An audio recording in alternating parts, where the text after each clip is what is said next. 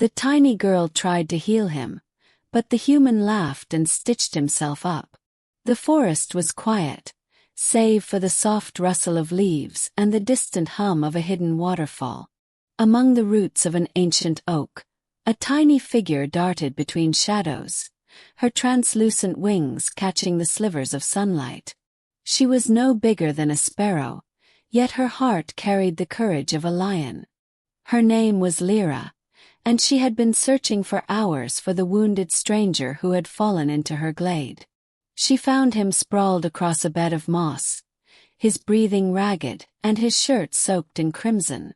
The human was enormous compared to her, with broad shoulders and hands that could crush her fragile home without a thought. But there was no hesitation in Lyra's eyes, only determination.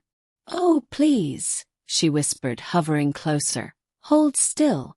I can help you." The human groaned, blinking up at her with eyes that were sharp and tired. "Help," he scoffed, a dry laugh escaping his cracked lips. "I don't need help from a tiny fairy." Lyra's wings fluttered with urgency. "I have healing magic. I can stop the bleeding, I can." "Magic won't stitch this up," he interrupted, wincing as he lifted a trembling hand to his side. The wound ran from his ribs down to his hip, deep enough that even a glance made her stomach twist. "But," Lira stammered, her voice trembling, "I can, just let me try." The human shook his head, a crooked smile forming despite the blood on his jaw. "I've survived worse," he said. "I patch myself up when I have to. Always have." Lira hovered closer, her tiny hands glowing with soft amber light. She touched his wound gently, and a warmth radiated through the human's body, easing the sting. But he flinched, pulling her hand away. "Don't," he said, voice hoarse but firm. "I don't need anyone." Her wings drooped slightly, disappointment washing over her. She had heard stories of humans who were stubborn, but seeing it in person was disheartening. Still, she refused to give up. "Please," she whispered, "just let me try for a moment.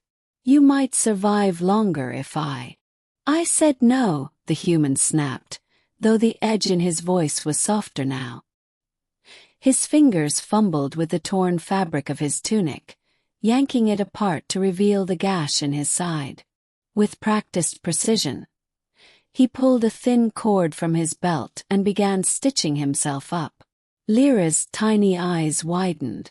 "Why, you can do that?" she asked, amazed. He gave a humorless chuckle, biting back the pain. "Taught myself when I was a kid," Dad said. "A man should be able to fix himself before anyone else tries." Each knot he tied was tight and precise, his breathing uneven but steady. "And it works." Lira hovered close, her magic still pulsing faintly. She wanted desperately to help, but she could see the pride and stubbornness etched into every line of his face. Even with her healing, he wouldn't allow it. Minutes passed. The air grew thick with the smell of iron and forest dampness. Finally he leaned back, his shirt now crudely stitched, and wiped a smear of blood from his brow. "There," he said, grimacing. "Not perfect, but I'll live." Lyra's wings twitched, unsure if she should be relieved or frustrated. "But you could have been healed properly," she said softly. "I don't need proper," he said, his eyes twinkling with a mix of defiance and something else, a spark that made her tiny heart skip. "I need survival. And sometimes survival looks messy." For a moment they sat in silence. Lira hovered, unsure of what to do with herself now that her magic was refused. The human, sensing her hesitation, extended a large, calloused hand. "You didn't give up on me," he said, voice rough but sincere. "I respect that." She hesitated, then landed on his shoulder, her small form trembling against the warmth of his skin. "I just wanted to help," she admitted. "And you did," he said with a lopsided grin. Even if I didn't realize it. That courage. That counts for something. More than stitches. The forest seemed to exhale around them, the sun breaking through the canopy in golden beams. Lira felt a strange pride swell within her tiny chest. Maybe she hadn't healed him in the way she imagined, but she had brought a small light to a man who refused to see it. "You're stubborn," she said, a hint of exasperation in her voice. "And you're persistent," he countered. "Maybe that's why we make a good team." Strange as it sounds. For the first time since he had fallen, the human leaned back fully, allowing himself a small, exhausted smile. Lira perched on his shoulder, her glow dimming but her spirit soaring. They didn't need magic or perfection to survive. Sometimes the mere presence of someone willing to try was enough. And in that quiet glade, under the watchful eyes of the ancient oak, a tiny girl and a human man learned that courage and stubbornness could heal more than wounds. They could bridge worlds. Minutes passed in tense silence. The human worked with steady hands, stitching the gash along his side.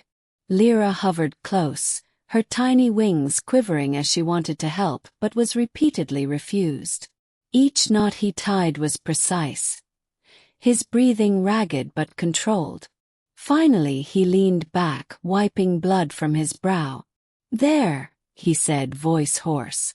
"Not perfect, but I'll live." Lyra's glow dimmed slightly, a mix of relief and frustration filling her.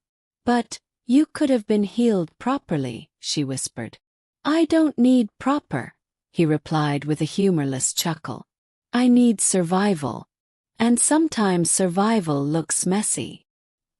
His eyes softened, meeting hers with an unexpected warmth. "You didn't give up on me. That counts for something, even if I refused your help." Tentatively, she landed on his shoulder, her small body shaking slightly. "I just wanted to help," she admitted. "And you did," he said, a faint smile tugging at his lips. "Your courage matters. More than stitches." For a long moment, the forest around them seemed to exhale.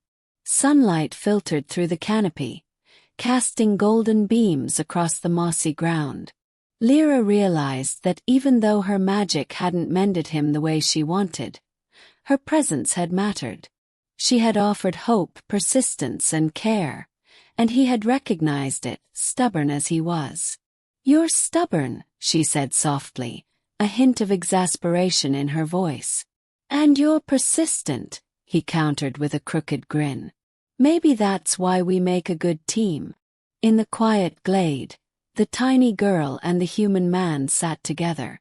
One healed in ways beyond magic, the other touched in ways beyond understanding. They had survived not because of perfection, but because of courage, persistence, and a willingness to reach across worlds, even if only in small, stubborn ways. And in that fragile bond, something stronger than wounds began to grow.